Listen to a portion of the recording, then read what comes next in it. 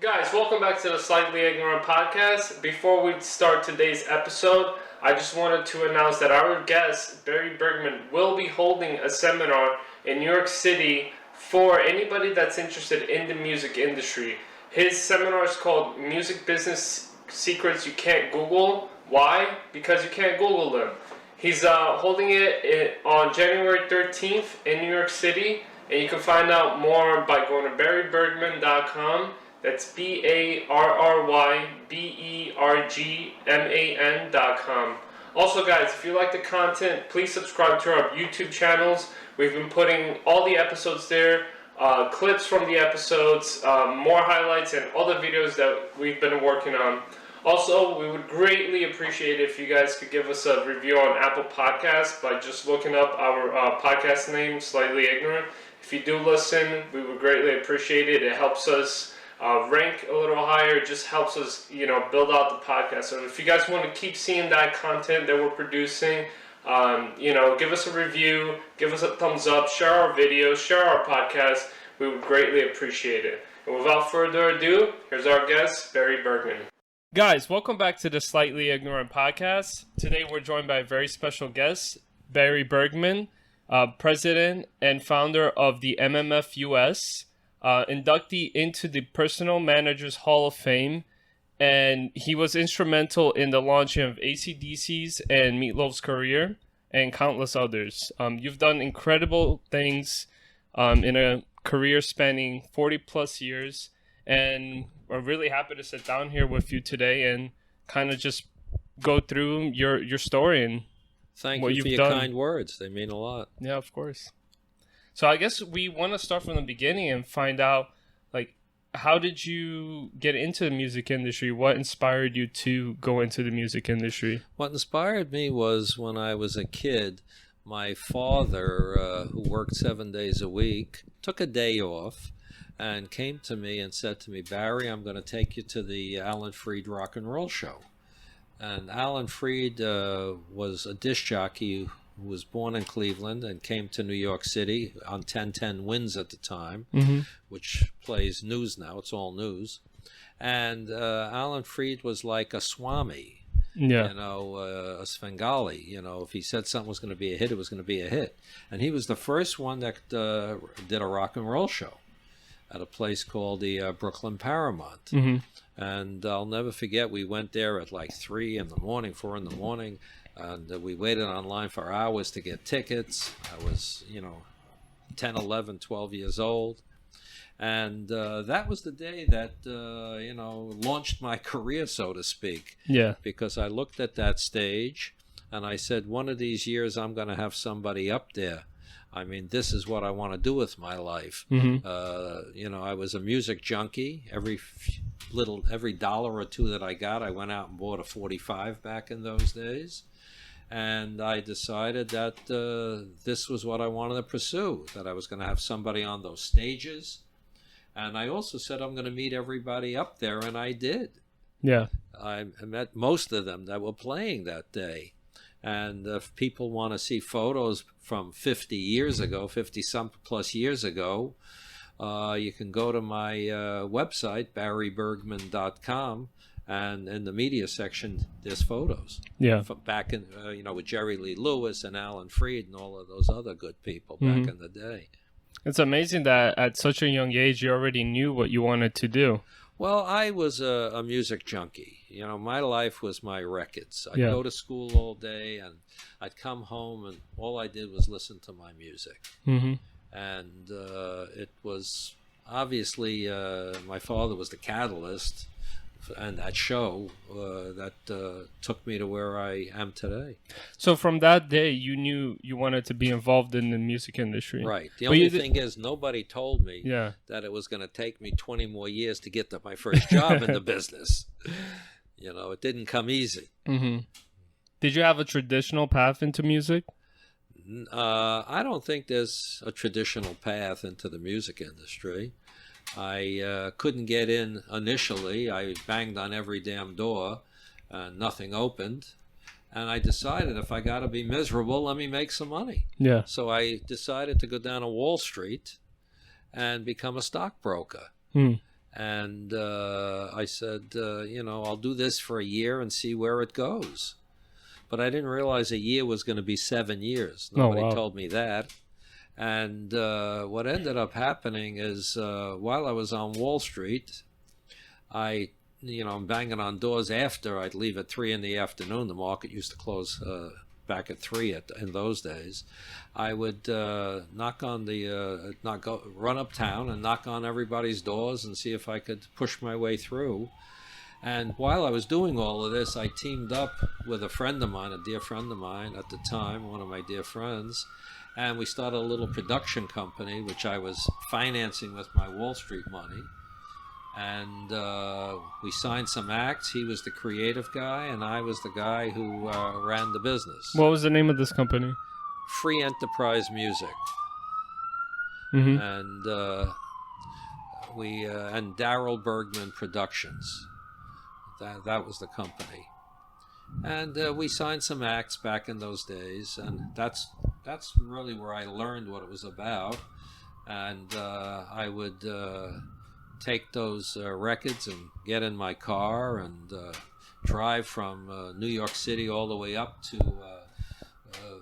Virginia, through Virginia to Richmond, and stop along the way in Baltimore, Washington, and all places in Virginia, and go to radio stations, bang on doors, and try to get my records on the air. Then I'd go the other way up to Buffalo, and stop in, Connecticut, Massachusetts, Rhode Island, Maine, and all the way up, Syracuse. And that's how it all began for me. It wasn't an easy journey.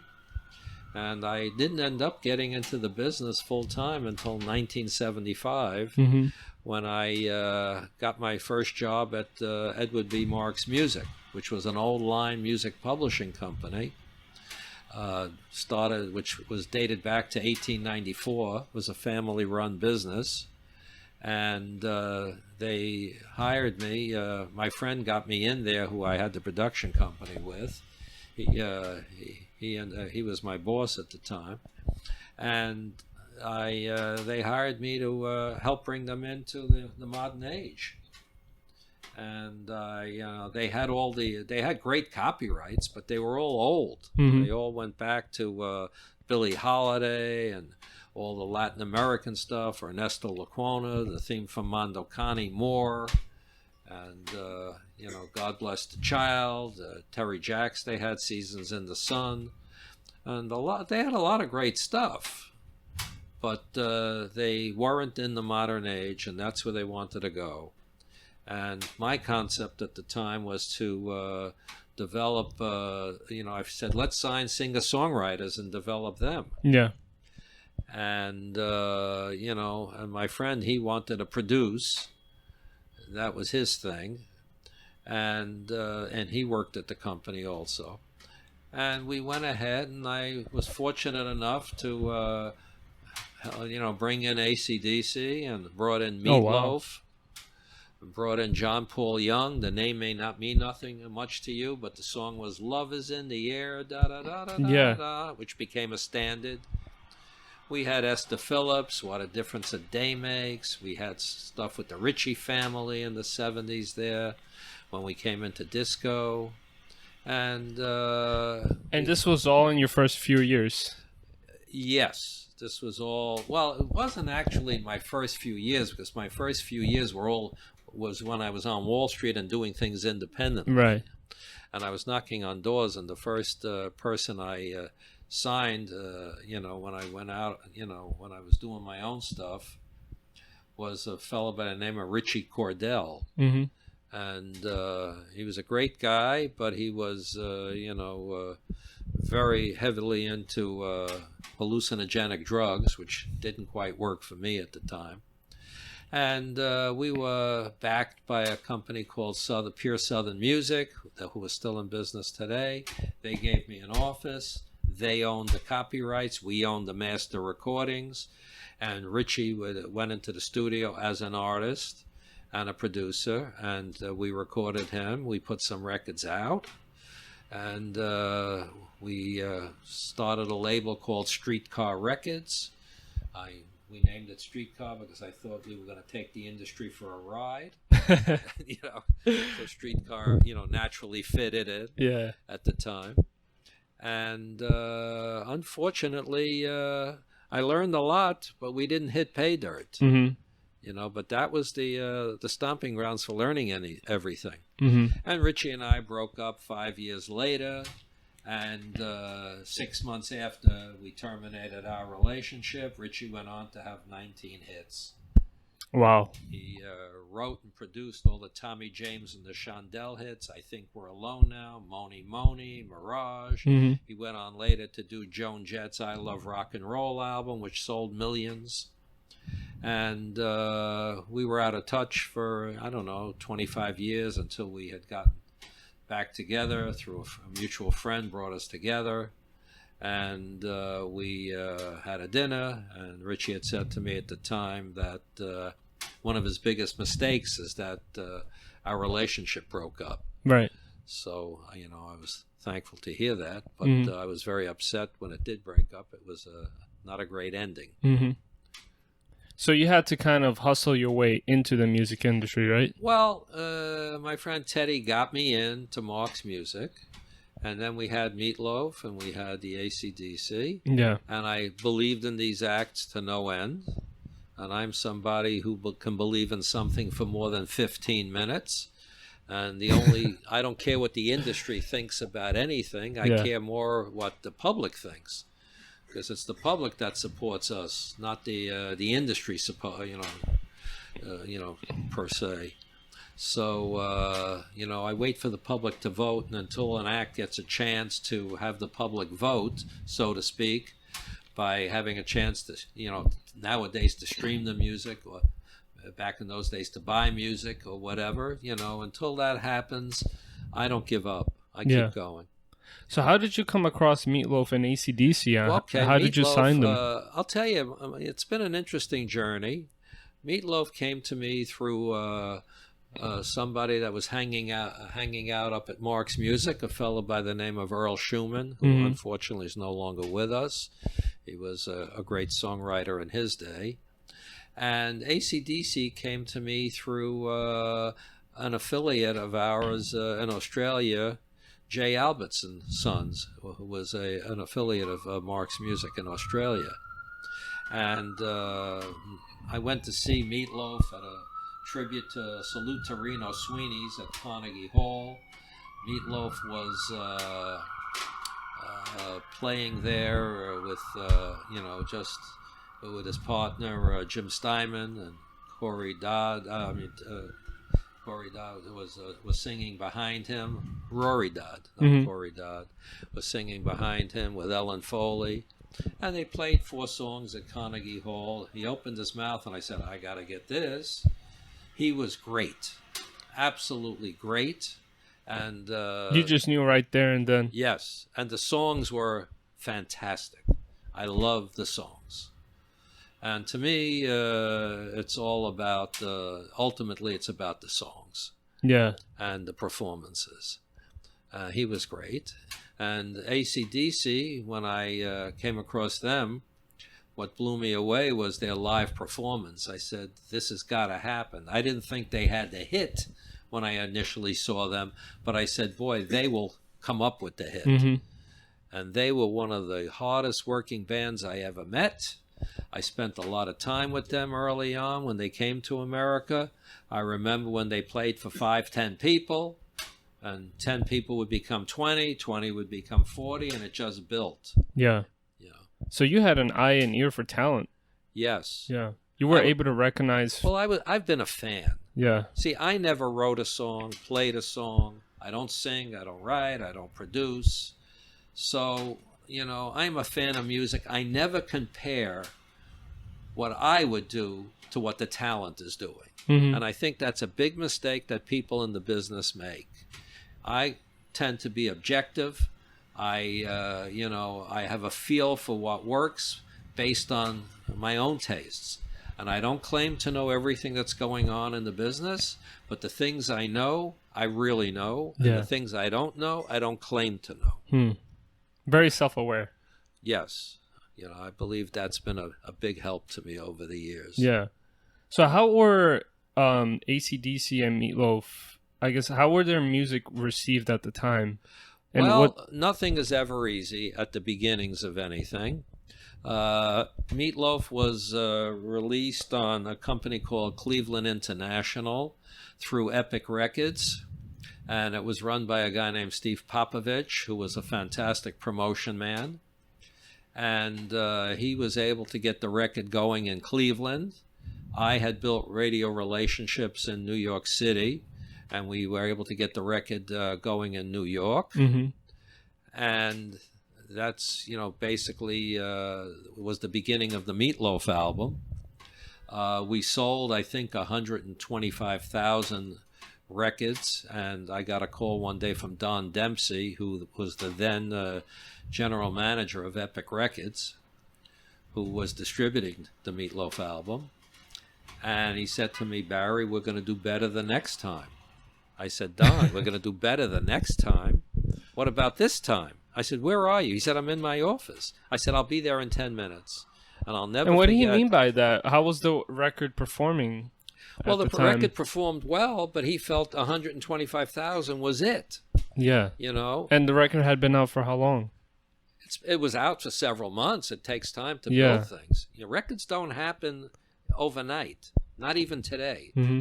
Now today they can even take longer to happen. But I said, Don, I'll be over to your office soon, and we're going to talk about this. I ran over to his office, and I said to him, what do you mean this record will do better the next time? He said, Barry, we sold 125,000. That's damn good for a brand new act that nobody ever heard of. I said, Don, this record hasn't even started yet. And he said to me, well, what do you expect from this record? I said, Don, if I tell you what I expect from this record, you're not going to want to get me a psychiatrist. You're going to want to get me two of them. So he says, tell me, what do you expect? I said, this record is going to sell long after the both of us are dead and buried. Yeah. Well, Don is dead and buried, and the record is still selling. Thank God I'm still here. But this record, I always believed was, a classic. And was that the general feeling with the people that you talked to about Meatloaf? Nobody at the time? believed in anything I ever did. Wasn't easy getting him a recording contract. That was gotten by his then manager, David Sonnenberg. Nobody believed in anything. People said, look, this belongs on Broadway. Look at this guy. He's a fat guy. Nobody is going to care less. The name is terrible. Yeah. And I disagreed with everybody. And we pushed and pushed and pushed and pushed to get this thing off the ground. And thank God we did. Nobody believed in AC/DC. We couldn't get it signed in America. Nobody wanted them. Yeah. It ended up getting signed. A guy signed them by the name of Phil Carson, who ran the UK company for Atlantic Records. It was signed in the UK and came back to America. And why is that? Why is that? I'll tell you why. Because, they have a saying, the trend is your friend. I don't always think that the trend is your friend. I think, unusual is good. Mm-hmm. Especially if the act is great. And they both had what I would say is the X factor. Mm. And, I look for the X factor when I see an act. And what I mean by the X factor is there was magic in the performances. Meatloaf had magic in the performance, and he had magic in the music. AC/DC had magic in the performance, in the live show. But I knew they would come up with the hit. Mm-hmm. It was just a matter of time, because that's how great they were. And they were born to be in this business. And why do I say that these were unusual and people didn't want to sign these things at the time or care about them? Is because if you think back to the 70s, the early 70s was California singer-songwriters, Jackson Brown, Joni Mitchell, America, Crosby, Stills and Nash. And the second half of the 70s was disco. Yeah. Donna Summer came in, the Ritchie family, Casey and the Sunshine Company. So it didn't fit in. It wasn't part of a trend. And it's funny about our industry, but when something hits, Bon Jovi became a hit. They're looking for the next Bon Jovi. There is no next Bon Jovi. There's only one. Everybody is unique. Nobody is somebody else. We're all unique people and individuals. Yeah. So we didn't fit in, so nobody could care less. And the records came out, and we worked and worked and worked and worked to develop them and break them. It took AC/DC 4 albums to get off the ground here. And the breakthrough came when they had Highway to Hell, which was produced by Mutt Lange. Originally, they were produced by their brother, George Young and Harry Vanderen Young. And they were from the Easy Beats back in the 60s with Friday. They had their own hit with a song called Friday on My Mind on United Artists here. And they produced them, and then they were convinced to let go of the production. Mutt Lange was brought on board. The band came up with the song Highway to Hell and the album Highway to Hell, and it took off. And that was the breakthrough. Yeah.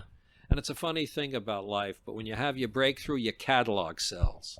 So everything you did before starts coming back to life. Right. And that was 3 albums for AC/DC. 4. I think that was the 4th album. Yeah. So you had to be very patient.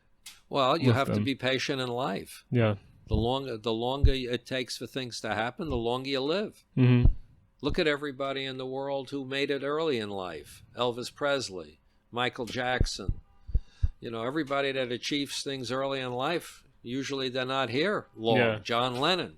They were all taken away young. Yeah. They achieved it all. There was nothing else to do, and out they went. So you have to kind of wait for your time. Yes. Keep working at your craft and just get better and better as an artist, as a musician, right? Yeah, I think too many people spend too much time wondering how something's going to happen when they should just go to sleep, get up, and just do what they do and allow it to happen. Yeah. The answers will come. If you're supposed to be in this business, nothing can stop it. Yeah. And if you're not supposed to be in this business, I don't care how much money you have behind you. I don't care how hard you work. It's not going to happen. I think it's important to have people that are there to support you and nurture you and mentor you, right? Just like it's very important, although today it's very hard to put that team together because we're in a do-it-yourself world right now. And you have to have something worthwhile for somebody to want to manage or be involved with. And let's face it, family and friends will always love what you do. Yeah. Even if it's no good, they'll love what you do. Yeah. But, you want to try to find people out in the world that believe in you. And that, and I was able to believe in people. For me, it wasn't about taking successful people and making them more successful. It was always about finding situations that were nowhere and turning them into something. That was my philosophy. So besides AC/DC and Meatloaf, who else did you manage and nurture and help in their careers? Well, John Paul Young, we had him, and he became a top 10 record. And when I went out on my own in 1981, because I left Mark's Music in 1979, I went to United Artists, the film company, and I ran the creative for them. And I left there in 1981, went out on my own, and I had people like Bob Halligan, who became a very successful singer-songwriter. He had, 150, 200 cover recordings. Wow. Rob Friedman, who gave me my first top 10 with Don't Shed a Tear by Paul Carrick. He wrote that. Mark Ribler, who gave me my first cover recording with an act called Lee Aaron, who was a Canadian who was very successful in Germany. And then I went on. I had a load of different people along the way. I had a fellow by the name of Keven Jordan out of Canada. We won a Juno Award for his album, for his performances. And Billy Harvey, who was great, and he won an International Songwriting Award. And, everybody I worked with was further along, after I met them than when we began. You know. Yeah. So besides working as a manager, you've had a career also as a publisher in the industry, right? Yes. So can you explain to us what a publisher does? Well, a publisher is responsible for the nurturing and protection and the collection of monies for the songs, the copyrights. Yeah. And, you know, you have to go get cover recordings or commercials, or you have to get, you know, songs in films or TV shows. You got to work the song, you know, to others, or get other people to record the song, get cover recordings. And then you have to, you know, collect the monies for these songs and, you know, keep these copyrights alive and protect them and make sure that the world is not ripping them off. Yeah. You know, that's the, you know, the short synopsis of it. But we're nurturers and protectors of copyrights. Yeah. That's a publisher. And is that something that you did exclusively with some artists, or did you always incorporate publishing? Well, I did it with a lot of people when I went out on my own, I did it with a lot of people. Yeah. Yeah. And made better deals for them than they probably would have gotten with anyone else. Mm-hmm. And this was all under your companies, right? No, it was under theirs and mine. Okay. Yeah. Yeah. But you established 2 publishing companies, correct? Yes, Ellymax Music, which was named for my mom and dad, Eleanor and Max, and Wood Monkey Music. Mm-hmm. And those are companies that are still... Well, Wood Monkey Music is my ASCAP company. These are active companies today. Yeah. And Ellymax is my BMI company. Mm-hmm. Yeah. How big is your catalog with these Couple companies? 100 songs. Yeah. You know, I don't think how big a catalog is what makes the difference. Mm-hmm. It's what you have in it, Yeah. and is it doing anything? Yeah. You could have 5 songs in a catalog that are more successful than 500. Mm-hmm. So it's not how many songs you have; it's what's happening with them. So quality over quantity. Well, not quality over quantity. Successful songs over quantity. Yeah. What were things that you looked for in songs when you were adding them, picking them for a catalog? I always looked for I always looked for songs to have great hooks, Yeah. strong melodies, and songs that people could identify and relate to. Mm-hmm. Yeah. Let's go back to the Meatloaf Bat Out of Hell album. You said it wasn't exactly well received in the beginning, right? No, it was hard getting it on the radio. Yeah. Because it was brand new. Mm-hmm. And, you know, it's a struggle to get any new act on the radio. Yeah. Or any new act on a Spotify, you know, list, playlist. So it's not a matter of not being well received. You know, people can like it, but it's always catch-22. You know, are we gonna be the first ones to play this? You know, we want to see someone else playing it. Yeah. So you got to start it somewhere, and that's basically where it is. Yeah. You know, but you know, a lot of things, you know, are not well received, so to speak. Mm-hmm. But it's not that they're not well received. It's that people are fearful of taking chances because they have to be responsible for the decisions that they make. Yeah. You know, it's like going to get an act signed somewhere. If you're getting an act signed, you know, it was never easy, and it's gotten even harder today. Yeah. Yeah. How did you get him from being, I guess, more locally known to being nationally known with that album? Well, we got it on the radio in different places throughout the country. Yeah. That's basically how we did it.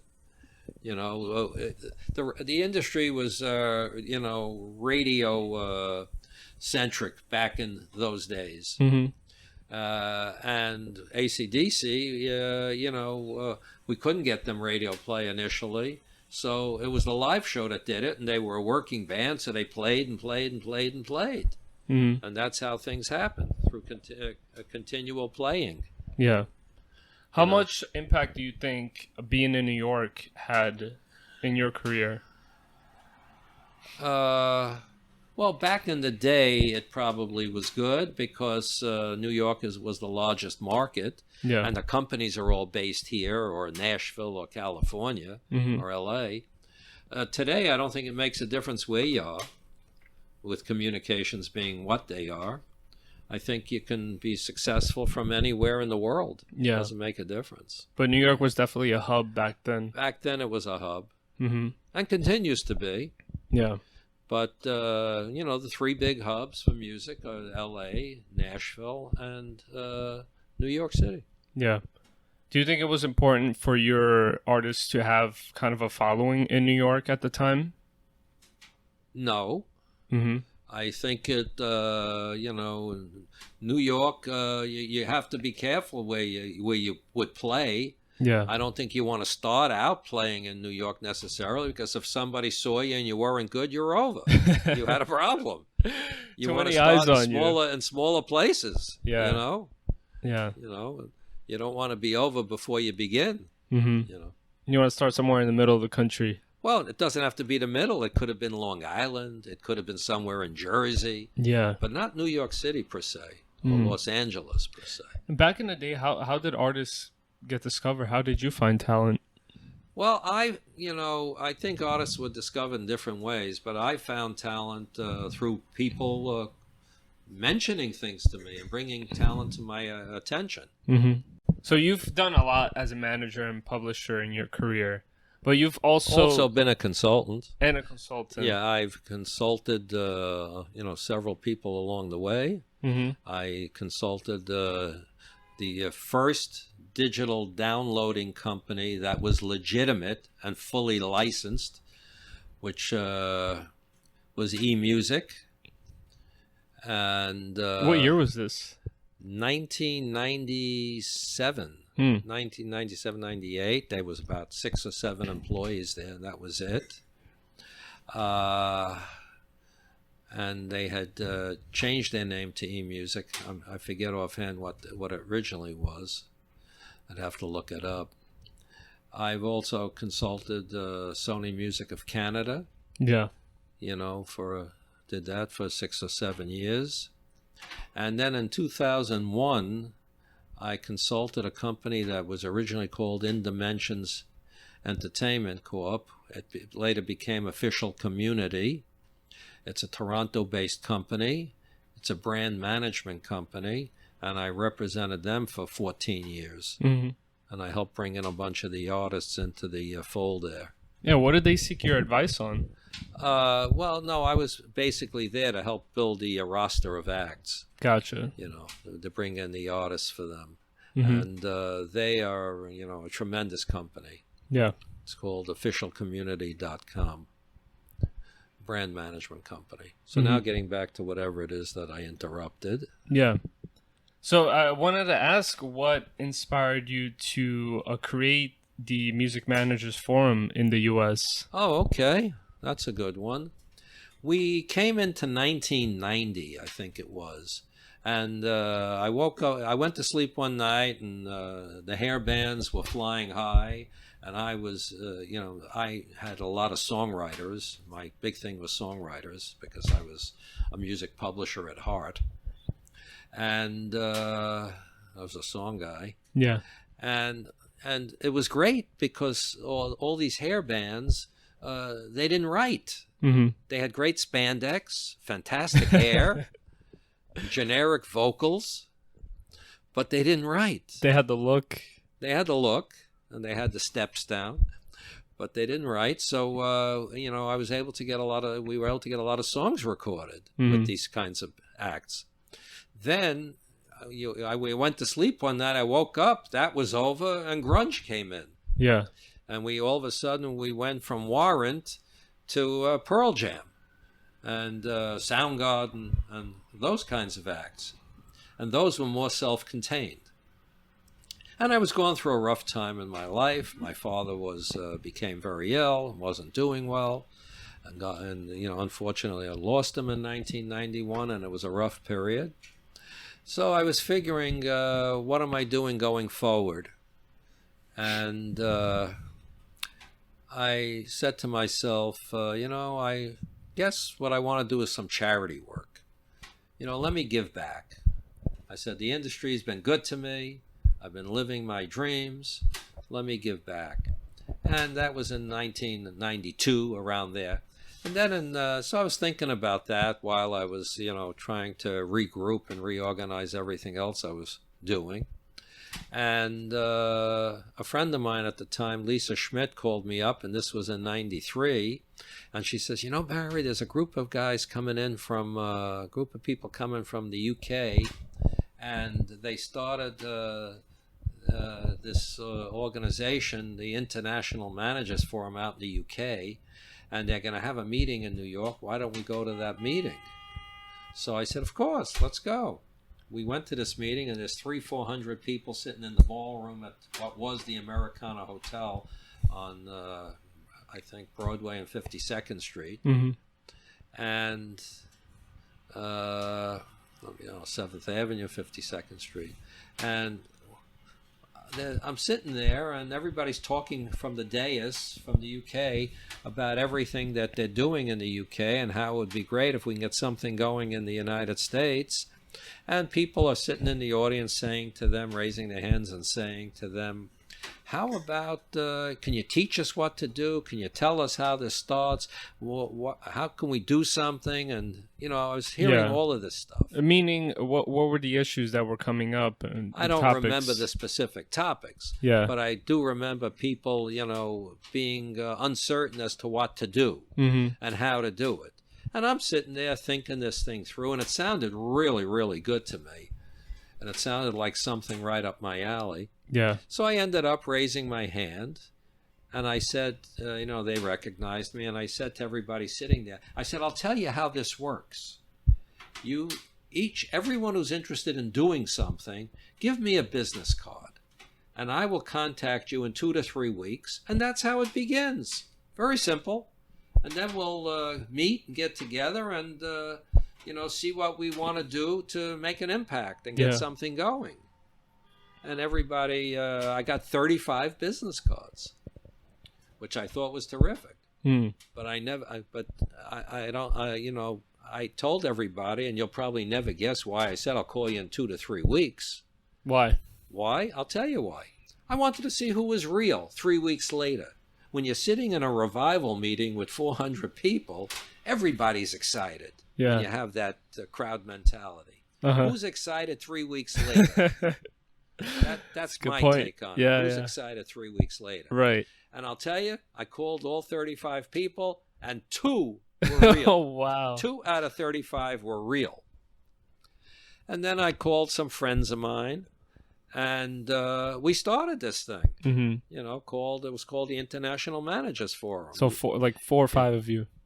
Yeah, I actually started it when Lisa came in with me, and a couple of other friends joined me shortly thereafter. And then I ran around the business telling everybody what I was going to build. And I had very close friends in the business telling me, you're going to fall on your face with this. It's not going to work. Managers don't come together. Managers don't work together. Nobody cares about anyone else but themselves. And I looked at some very good friends of mine, and I said to them, I had one really close friend that said to me, I'll give you 90 days, Barry. You're going to fall on your face. I said, if it kills me, it'll go 91 days. You're not going to be right. I am a very bad loser. I said, you're not going to be right. And, they were wrong. It's now 26 years old. Last year we celebrated our 25th anniversary. Congrats. Thank you. And it was a great year. And, it's worldwide now. It has, 50 chapters around the world. And we were there, shortly after the UK. And it's been an amazing journey with this MMF. And I'll tell you, when I look back in my career, we changed the name to the Music Managers Forum along the way, because it was originally the IMF, the International Managers Forum, and everybody thought we were the International Monetary Fund, and we were getting calls for the IMF, so that had to change. But I put together a little board of people. We had a board, we had some members, and we started out to build this thing. And when I look back now in my career, it's probably, the best thing I ever did. Mm-hmm. That's where I met, Kevin Leffler, the head of official community, who I had a 14-year, consultancy with. I met so many other wonderful people through the MMF. It's been fantastic. It's I can't describe how great charity work is. Yeah. And I never got paid a nickel to do this. And I've put thousands of hours in, and I loved every minute of it. It's been great. And early on, the first thing we tackled was there was a big dispute between Sony in Canada and HMV, which was the largest record store chain in the country there. And HMV wanted to, get deeper discounts and more free goods out of Sony. And they figured if they can break Sony down, they'll get, Universal and EMI and everybody else, all the other majors at the time. I think there was 5 or 6 majors at the time. Now we have 3. Mm-hmm. And they put out a memo, and the memo was a 4-page memo called Say Baloney to Sony. And I was fortunate enough to get a copy of this, and I did not like what I saw because it didn't help artists. And I felt if you want to have a dispute, an industry dispute with the label, have an industry dispute. But ultimately, it's hurting the acts. Mm. And I've always been on one side of the business, and that's the creative side. And I've always been there to protect creators and people that make the music. Yeah. I don't understand why we would want to kill the geese that lay the golden eggs. Right. If it weren't for the talent, none of us could earn a living in this industry.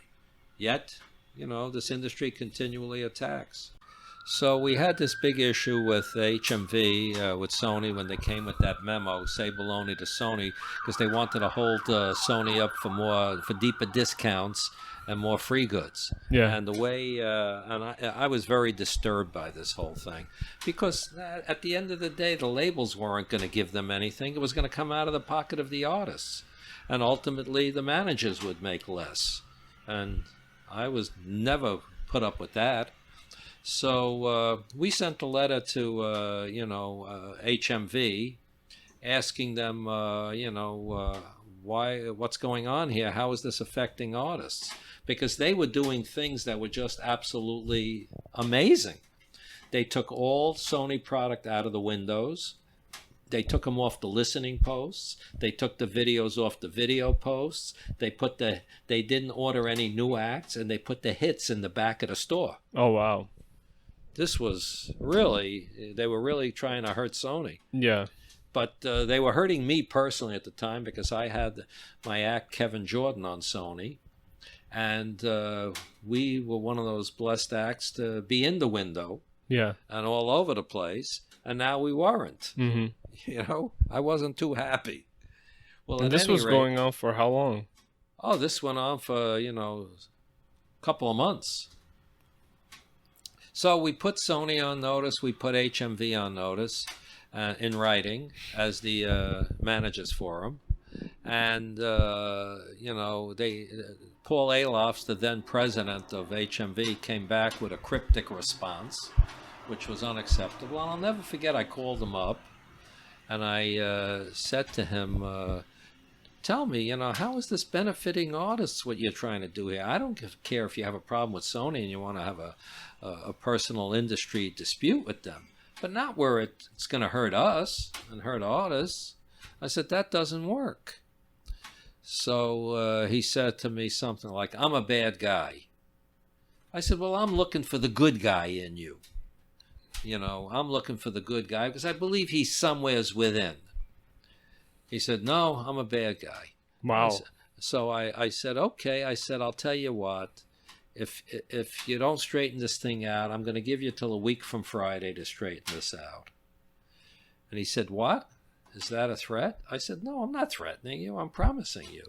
I said, I don't threaten people. I promised It's them. different. I said, if you don't straighten it out a week from this coming Friday, I'll straighten it out. So he said, oh, really? Really? Huh? I said, yes, you will see. We will straighten this out.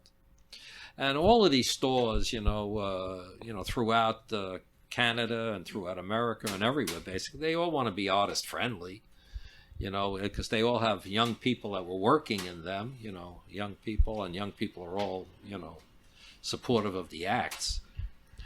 So I stayed on top of this for the next week and sent him a couple more letters and got crazy responses that didn't make any sense. And I called him up on the following Wednesday or Thursday, and he wouldn't talk to me. The secretary said he has nothing to say to you anymore. I said, well, I'll call him on Friday. And I called him on Friday. She said, he's got nothing to say to you. I said, well, if we don't get this thing resolved, and I have to know by 3 o'clock today, it will be resolved, and he will want to call me and speak to me tonight, and my phone lines will be open waiting for his call. Yeah. She said, really? I said, yeah. Tell him I'll be waiting for his call this evening, because I know he's going to want to call me. So she said, okay. Well, the windup was, I never heard back from him. He showed no interest in resolving this. At 6 p.m., a camera crew from City TV and walked into the main store, HMV, on Young Street, and showed everybody, had the memo in their hands, the Say Baloney to Sony memo, and showed the whole world what was going on. And then this made national news, and it was in the newspapers the following day. That night he called. He called, and so did Sony. And Sony said, Barry, what the hell's going on here? I said, well, I told you I'm going to straighten this out. And that was another example of how we went to the press, and the press came through for us and delivered. The following week, this dispute was over. Wow. It ended. And we never got hurt, and we were all back to normal. Yeah. Because nobody wanted the wrath of what was going to happen there. And then 1995 rolled around, and I saw what was going on with the future, with digital stuff going to come in. I felt this was coming. And there was some, I understood that there was some hearings going to go on in Washington concerning digital performance rights. And I called an MMF board meeting and spoke to my guys and said to my people and said to them, well, we got to take a stand here, with this digital performance rights situation that's going down. Otherwise, we're going to get screwed with that. So I said to everybody, I said, I will do what I can. They said to me, I said, we got to participate in those hearings in Washington. And they said, what? They said, who do we know in Washington? I said, nobody. I said, but we'll meet them. We'll meet them. I said, I will try to open the doors. You guys got to back me up and do all the paperwork and everything else, and I will be the face of the movement here, since I'm heading up the organization, and we'll see what we can do here. And I remember I made 41 calls to the House Judiciary Committee. I called at 9 in the morning. I called at noon. I called at 4 in the afternoon. I called at all different times trying to get somebody meaningful on a telephone to talk to them. Then all of a sudden, one day on the 41st phone call, by accident, an attorney picked up for the committee. And I knew I had 30 seconds to say something quick, and I grabbed his attention. And I said, I understand you're going to have hearings on digital performance rights. He said, yes. And I explained who we were and da-da-da-da-da. And I said, I'm pretty certain you want to do right by everybody. Mm-hmm. And he said, absolutely. I said, but how could you be doing right when creators, when the artists and managers are not even represented at this hearing? It's just the corporations, and the unions. So I said, this is not right. And then I went in to say to him, I said, it's impossible for you to know about 2,000 industries, and you're getting a lot of misinformation from the lobbyists. And I said, let me set you straight and tell you what's really going on here. Right. So you wanted to give them a perspective from the manager and from the creatives. Yes. So I went ahead and I had a nice conversation with this attorney, and he said to me, Mr. Bergman, let me speak to the powers to be here, and we'll have somebody call you back in a week or so. Okay, a week goes by, nothing. 2 weeks goes by, nothing. Week 3, the phone rings, and it's the House Judiciary Committee, and they invited me to testify in front of Congress. Wow. And now I was really, saying to myself, wow, what do I do now? But then I also said to myself, they told me everything we had to do to get prepared, and we prepared for this thing, and I decided I was doing it. And I never did anything like this in my life. And I knew that they were going to question me afterwards. But I said to myself, what little I know, they know less. Mm-hmm. So, we'll just go along with the plan and see what happens. And no sooner the International Managers Forum, U.S., came out on the calendar, when they put us on the calendar, my phones rang off the hook. I had friends I never knew I had. Everybody was wondering, how did this happen? And now we may shake up the apple tree. Yeah. We may shake up the card. And I had people that wanted to talk to me and wanted to help me write my speech and this and that. And the next thing, of course, they were all worried. And I had some people from the RIAA back then come to me at the time. And, we went out to eat. And they said to me, so what are you going to say? I said, well, if you want to know what I'm going to say, show up on June 20, whatever it was back, June 25th, I think it was. Show up on June 25th, and you'll hear what I have to say. And they said, what? So they said, what? I said, you heard me. And I said, one thing I'm going to make sure of and ask for is direct payment, which means that the artists would receive the monies from these future pot of gold directly without it going through to the record companies, and where it couldn't be recouped. Mm-hmm. Because otherwise we'd see absolutely nothing, if they were going to be able to recoup it against a video, a tour, an advance against whatever else, And I went there and I gave them my little sermon. I gave them my opening remarks. And then I was grilled for 40 minutes. And the night before, we were up till 3 in the morning rehearsing. I had a friend of mine from the MMF with me who drove down, and I had some other people who came down the next morning for this hearing. And everything we rehearsed, none of it was asked. None of it. I should have went to sleep hours earlier. And it's like when you prepare for a test, exactly, and then none of the questions get asked. Exactly. And I remember the first question that was asked was from a congressman in Cleveland. I think a congressman out of Ohio. I don't know if he was exactly from Cleveland, but from Ohio. And he said to me, okay. He said, how much of this money, of this new pot of gold that may be created here, that will be created, how much of this money do you think artists should get? And I said to myself at the time, let me get a laugh here, because if I can open them up with a laugh, then I can go for what I really want to say. Yeah. So I said to him, I believe we should get 100% of the money. And everybody laughed like I wanted them to. I said, but I know it's not going to happen.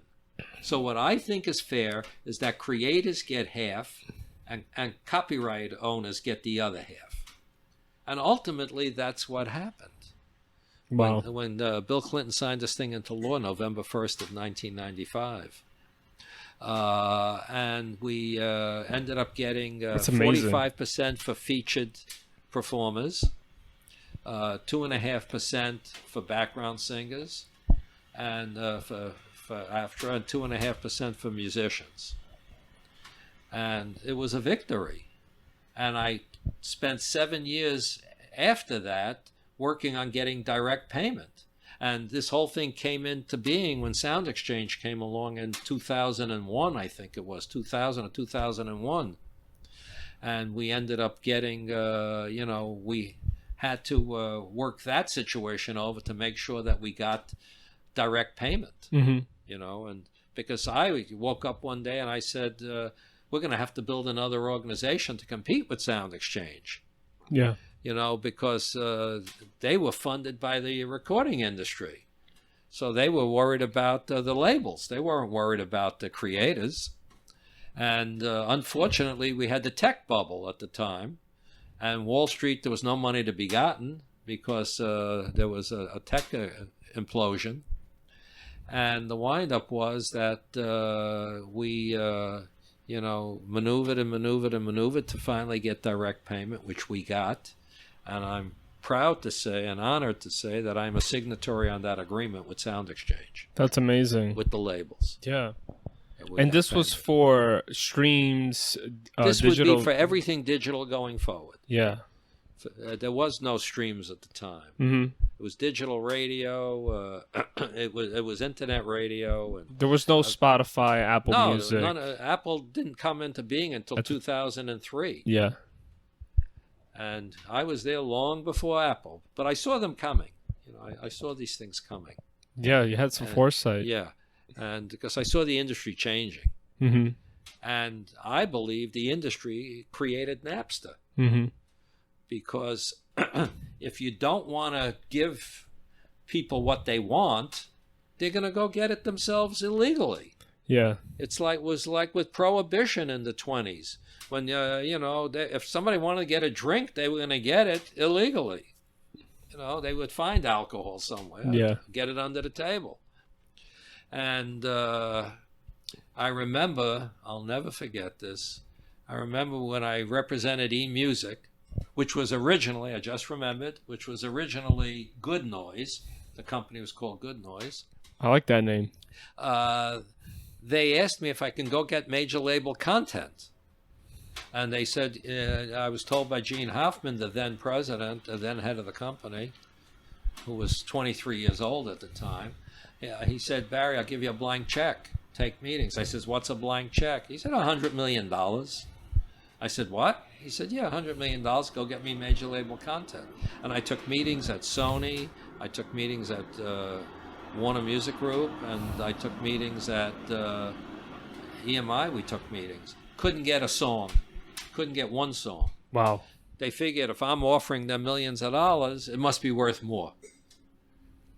Which they should have taken the money because we would have sold 22 downloads and they would have had millions of dollars each. Yeah. But it didn't work that way. So all of this, the Digital Performance Right Act was a big highlight. It was big for me. And it really put money into the pockets of artists and managers. And that's what I set out to do with the MMF. And we've done a load of things since. We've done educational programs and all kinds of other things since. That's amazing. Yeah. Has that law changed at all since then? No, the law is pretty much intact.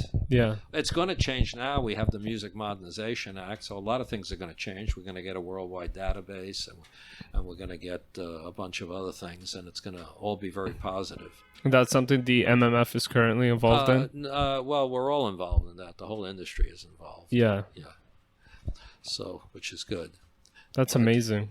But I'm really excited about the 26 years at the MMF. It's been a great journey. And I met a lot of great people. I've made great friends as a result of it, great contacts professionally as a result of it. And I never knew that charity work can be so fulfilling and rewarding. Yeah. You've had so much impact on the industry itself. Yes. It's been great. Yeah. So you've done a lot of work with activism. Yes. You've done a lot of work as a manager and as a publisher. What are you doing today? What am I doing today? That's a great question, and I'm glad you asked it.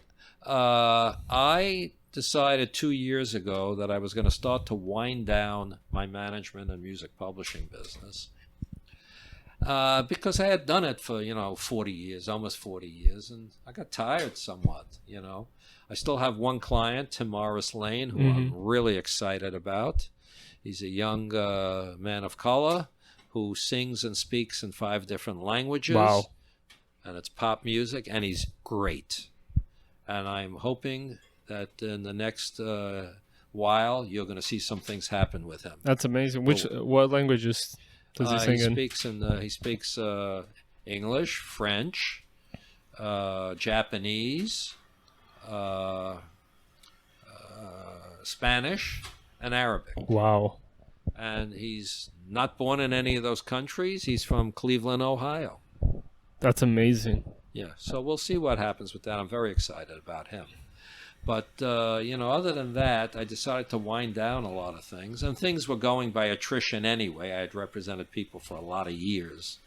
And it was starting to, fall by the wayside, some of it. People were moving on because we were all moving on. And what I decided to do was do seminars, because I have so much knowledge from the last 50 years. And I decided to teach. And I do these seminars, every month or every other month or so. And I focus on the arc of my life. And with a focus on music publishing, management, marketing, and promotion. Because everybody's got an album. Nobody's got a plan. Yeah.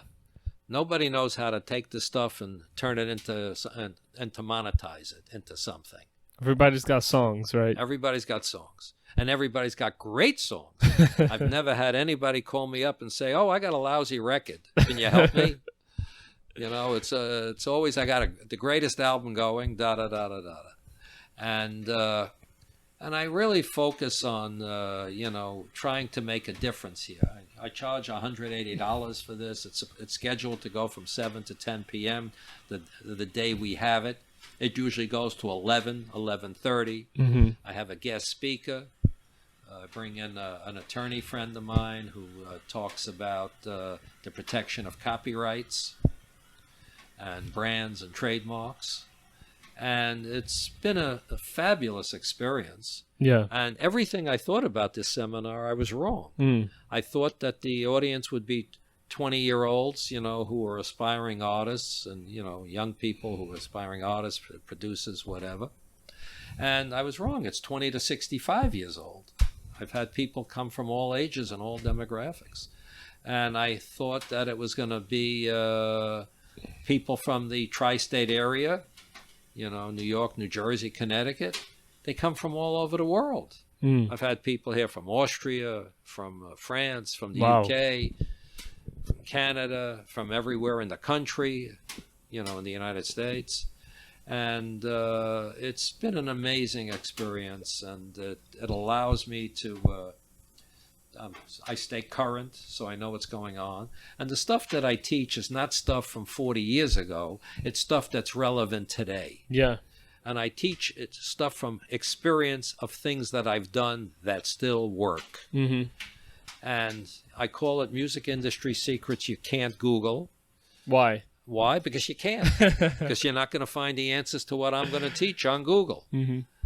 And the things that I'm going to say are not going to be on Google. They're only going to be at that seminar. And I do it only for 10 to 12 people, because I want to, give people the time that I feel that they deserve. I want it to be interactive. I want to be able to answer everyone's questions.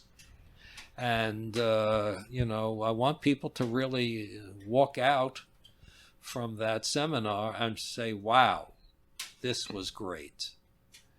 And because I philosophically don't believe any of us were born to become rich, famous, and powerful. I think if it happens, that's fantastic.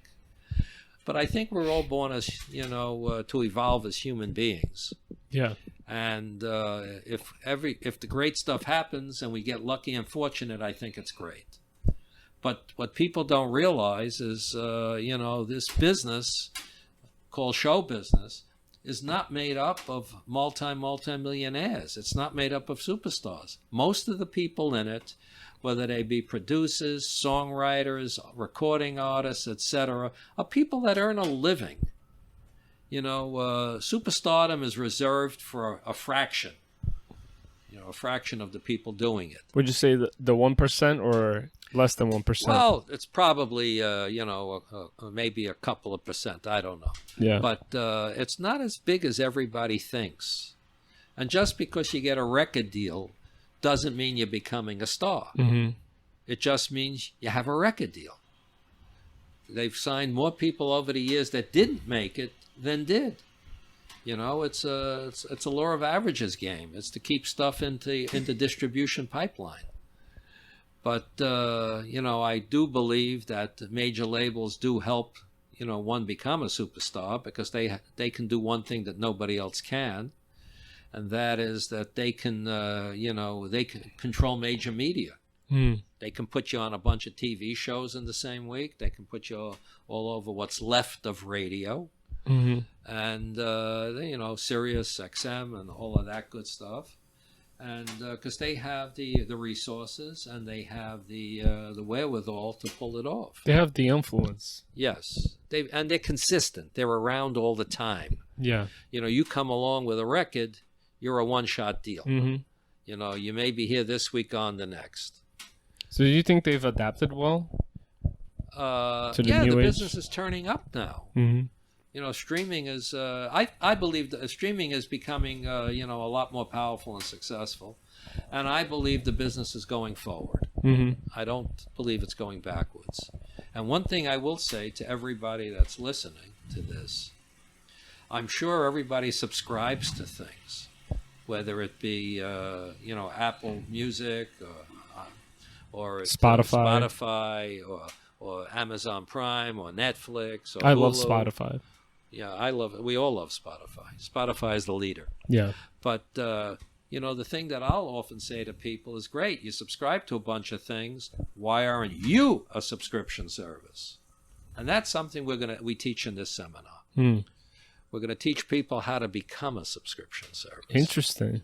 And how to get subscribers, and how to, what you got to do to make it successful. Like as a YouTuber? Yeah, or anything. Yeah. And we're going to, also talk in this seminar about the right kind of music publishing deals to make. We're going to talk about how to find a great manager, Mm-hmm. how to find a great lawyer, put a great team together. All of this How to good find stuff. your Barry Bergman? Your Barry Bergman. Thank you. That's very kind of you. But this is the stuff that we discuss in this seminar. And I also talk about, other things that can be done to make money with one's music and get one out there. Mm-hmm. I'm going to talk about how you can play for a bunch of people and not have a following. Yeah. And I'm going to teach everybody how I've done it. You're going to cover a lot in 3 hours. Well, it's probably going to be 4 hours, 4.5 hours. Yeah. And it's usually on a weekday night. Mm-hmm. And if anybody wants to know more about me, just go to my website, barrybergman.com, BarryBergman.com. Yeah. And it's all there. And, there's a page there if you want to write me about something. Because that's what I'm basically doing now. I'm doing Tomorrow's Lane, I'm doing seminars, and then I do one-on-one personal consultations. Mm-hmm. And I can do those by Skype or in person, Mm-hmm. because not everybody lives in New York City. So not everybody can come to a seminar. Yeah. But I advise that people come to a seminar first and then do consultations, Of course. because they're going to get a lot from that seminar. A lot. Mm-hmm. Well, who do you think could benefit from the seminar? I know you mentioned that you were Artists. surprised. Up-and-coming artists, managers, producers, business managers, accountants, Yeah. people that love the business. Pretty much anyone in the Pretty music much anyone industry. can benefit from this and learn about how this business really works and functions. Yeah. And a lot of things I'm going to talk about can apply in other businesses also, Mm-hmm. because I have a philosophy that goes with it, that I will be discussing certain things that I've done over the years that worked and why I did them. Yeah.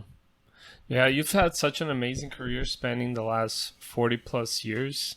You've done work as a manager, as a publisher, as a consultant, your work with the MMF and all the activism you've done. What would you say is your greatest achievement? My greatest achievement. Okay. And it's going to probably surprise everybody and surprise you. It's nothing that I've done in this business, although it's as a result of this business. My greatest achievement happened a bunch of years ago when I got a call as a result of the MMF. God bless the MMF. I got a call from a young fella, 23 years old, out of Northern California. And he said to me, "Is this the MMF?" And I said, "U.S." And I said, "Yes. How can I help you?" And he started talking to me about his band. And I was discussing his band with him. And I felt intuitively something wasn't right. It didn't feel right, this conversation. So I kept him talking. And I found out he was getting ready to kill himself. And I said, wow. And this was on a Friday around 5 o'clock my time in New York City, 5:30. I told him to hold on a minute and not go.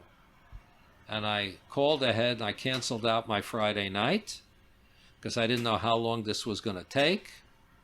And I stayed on the phone with him for 3 hours, 3.5 hours to bring him down. Wow.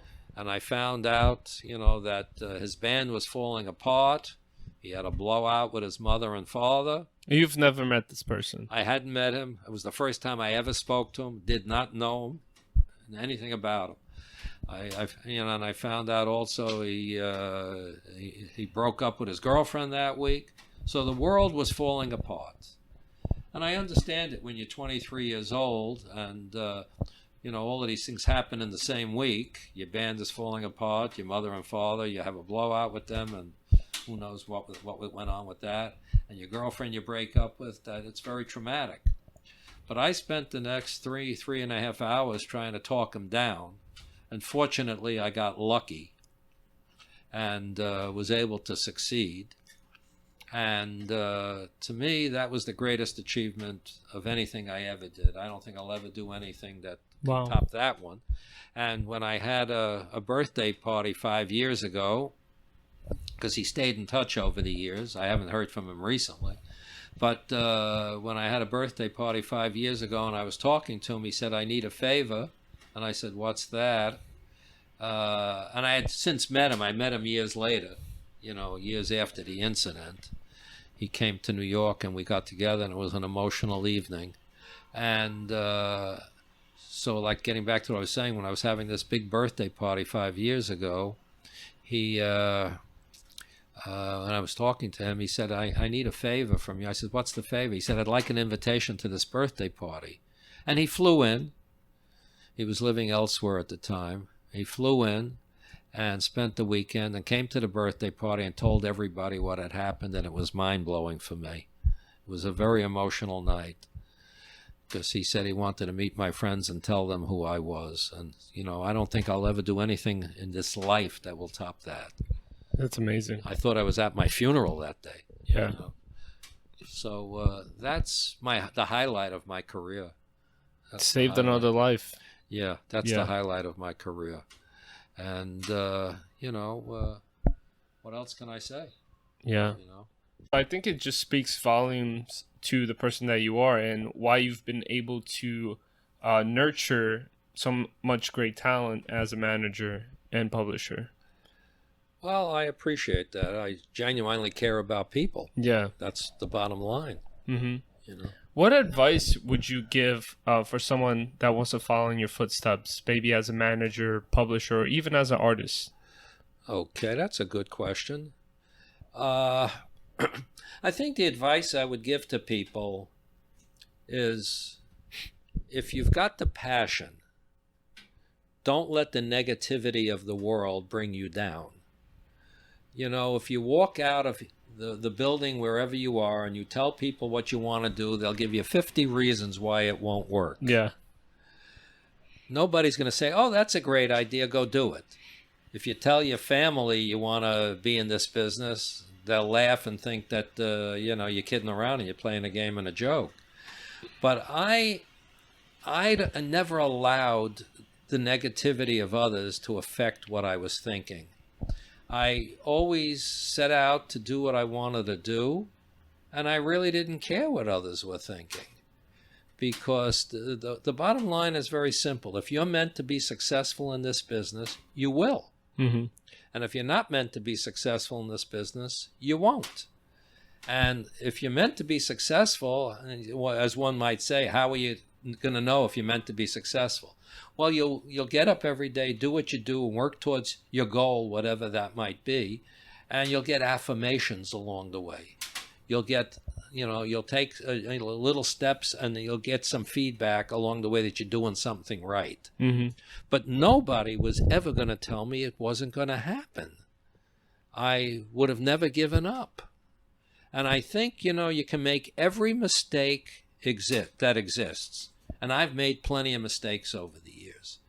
And I created new ones. But there's only one mistake that you can make in this life that you cannot correct. And that is quitting. And if you don't quit, or you're not forced to quit, eventually you're going to achieve what you set out to do. Yeah. And if, it's like the old story. If I want to get to the airport and the road is closed, I'm going to find another road to get there. I'm not going to, stop the car or the taxi cab or whatever and, just say, let's just sit here. It's over. Take me home. Mm-hmm. Don't give up on the first obstacle. You don't give up, period. Yeah. Because one of the things that I always tell people, if somebody, people that have said to me over the years, well, I'll try this out for a year or two, and if it doesn't work, I'm going to do this, that, or the next thing. I said, what is that, plan B? They said, yeah. I said, why wait to try this out for a year? Just go to plan B. It's not going to happen. Yeah. This business or any dream is only made for people that are willing to pursue it and not give up. I recently asked somebody, why do you want to be in this business? And they said to me, you got to be crazy to want to be in this business. I don't want to be in this business. I can't help it. I belong in this business. I was born to be in this business. And I go to sleep to it at night, and I wake up to it in the morning. Now, that's somebody that's going to achieve something in this business. And one of the things that I've seen with people that I've worked with over the years is, number one, they were all full-time, no matter what happened, whether they lived at home, whether they lived out or had roommates or whatever. They never had a plan B, and they would have died trying to get to where they were going. And that was it. There was no other route other than this is what they had to have. And those are the people that are going to get it. Yeah. Those are the people that are mostly committed. Absolutely. You got to be fully in it. This is not a hobby. Yeah. And it's not meant for people that, want a hobby. You can't be on the fence. No. Yeah, you got to really go for it. Yes. Mm-hmm. So that's my advice to people following in my footsteps or who want to be artists or anything else. That's amazing. Yeah. Thank you. Thank you. And I appreciate this very much. No, thank you. Thank you. Gary, that's great advice. Is there anything else you'd like to add? Yes, I'll say the following. That don't ever give up your dreams, because dreams are like flowers. Mm-hmm. If you water them, they will grow. Yeah. That's what I'd like to say. And if you don't water them, they won't grow. They'll die. They'll die. Exactly. Thanks so much, Barry, for sitting down with us and talking to us today. My pleasure. Thank you very much. It was amazing hearing your stories, learning about your career and all the impact, all the influence on your achievements throughout your 40-plus year career. It's truly amazing. Thank you very much for having me. Once again, guys, this has been Barry Bergman, Personal Managers Hall of Fame inductee, founder and president of the MMF US. He was instrumental in the launching of AC/DC and Meatloaf's career and countless others. And he's done amazing things as a consultant. And now he has a seminar called Music Industry Secrets That You Can't Google. And it's pretty much teaching folks, about music industry, publishing, licensing, copyright. Pretty much, you can't Google these things. And you were there. I was there. I'm one of your students. And what did you think of it? It was invaluable. Thank 3 hours. Well, you sell it as 3 hours, but really it's more like an overnight thing. No, I learned a lot. I really didn't know what to expect going into it, but I think I came out of it with a better understanding of what the music industry is like and where it's going. So I have to thank you for that. Thank you. Guys, once again, this has been Barry Bergman, and thank you for listening. We'll catch you guys next time.